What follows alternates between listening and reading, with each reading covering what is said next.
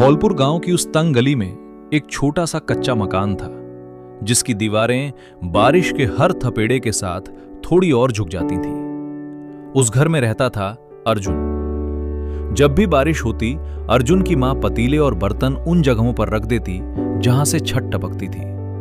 पानी गिरने की वो टप टप की आवाज अर्जुन को सोने नहीं देती थी।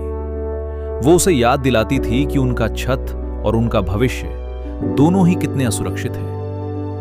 अर्जुन के पिता दिन भर तपती धूप में पत्थर ढोते थे ताकि रात को घर में 2 वक्त की रोटी आ सके। मां मोहल्ले के घरों में बर्तन मांजकर अपनी कमर तोड़ चुकी थी। अर्जुन जब भी उन्हें देखता, उसके सीने में एक अजीब सी तड़प होती।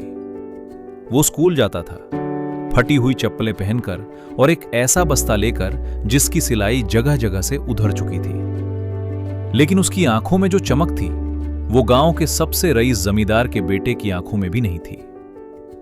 एक दोपहर स्कूल में मास्टर जी ने सभी बच्चों को खड़ा किया और पूछा, बच्चों, तुम सब बड़े होकर क्या बनना चाहते हो?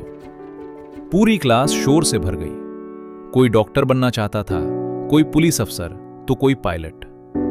लेकिन अर्जुन अपनी टूटी हुई डेस्क के पीछे चुपचाप बैठा अपनी हथेलियों को देख रहा था, जिन पर अखबार बांटने की वजह से स्याही के काले निशान पड़ गए थे। अर्जुन, तुम चुप क्यों हो? क्या तुम्हें कुछ नहीं बनना? मास्टर जी ने प्यार से पूछा। अर्जुन खड़ा हुआ। उसकी आवाज में कंपन था, पर इरादा चट्टान जैसा।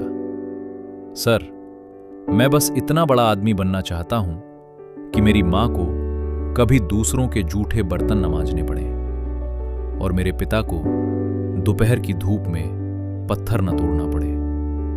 मैं अपने घर की भूख मिटाना चाहता हूं। पूरी क्लास ठहाकों से गूंज उठी। यह कैसा सपना है? किसी ने पीछे से आवाज दी। लेकिन मास्टर जी नहीं हंसे। उन्होंने अर्जुन की नम आंखों में छिपी वो आग देख ली थी, जो या तो इंसान को जला देती है या उसे कुंदन बना देती है। अर्जुन की जिंदगी का संघर्ष अब दोहरे मोर्चे पर था। सुबह 4 बजे जब पूरा गांव गहरी नींद में होता, अर्जुन नंगे पैर ओस वाली घास पर दौड़ते हुए शहर से अखबार लाता और घर घर बांटता। उसके बाद स्कूल, और शाम को वो शहर के एक चौराहे पर स्थित चाय की दुकान पर काम करता। एक शाम चाय की दुकान पर शहर का एक बड़ा व्यापारी आया। उसने देखा कि ये लड़का एक हाथ से मेज साफ कर रहा है और दूसरे हाथ में फटी हुई किताब पकड़कर कुछ पढ़ रहा है। व्यापारी ने करीब जाकर पूछा, बेटा, इस शोर शराबे में क्या पढ़ लोगे?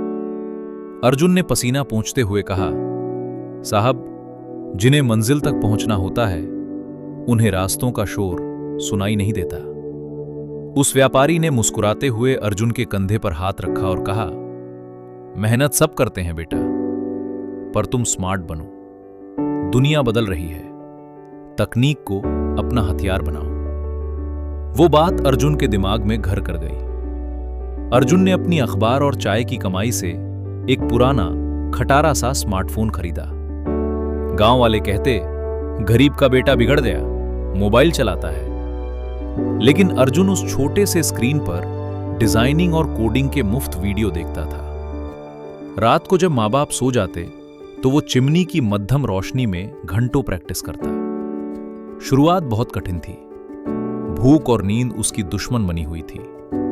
कई बार ऐसा होता कि वो पढ़ते पढ़ते सो जाता और सुबह की ओस उसे जगाती। लेकिन उसने हार नहीं मानी। उसने छोटे छोटे ऑनलाइन प्रोजेक्ट्स उठाना शुरू किए। पहली बार जब उसे इंटरनेट के जरिए 500 रुपए मिले, तो वो खुशी से नहीं, बल्कि इस एहसास से रोया कि अब उसके पिता को एक दिन की मजदूरी नहीं करनी पड़ेगी। वक्त का चक्का घूमा। अर्जुन की मेहनत रंग लाने लगी। उसकी छोटी सी ऑनलाइन सर्विस अब एक स्टार्टअप में बदल चुकी थी। वो अब चाय वाला लड़का नहीं, बल्कि अर्जुन शर्मा सीईओ था। 10 साल बाद एक चमचमाती काली गाड़ी उस धूल भरे गांव की गलियों में दाखिल हुई। गाड़ी रुकी उसी कच्चे मकान के सामने जो अब खंडहर हो चुका था। अर्जुन कार से उतरा। उसके पीछे उसके बूढ़े माता पिता थे। मां की आंखों में आंसू थे, पर ये दुख के नहीं, गर्व के थे। अर्जुन ने उसी गांव की सबसे ऊंची जमीन पर एक आलीशान पक्का घर बनवाया। लेकिन उसने सिर्फ अपना घर नहीं बदला, उसने गांव की तस्वीर बदल दी।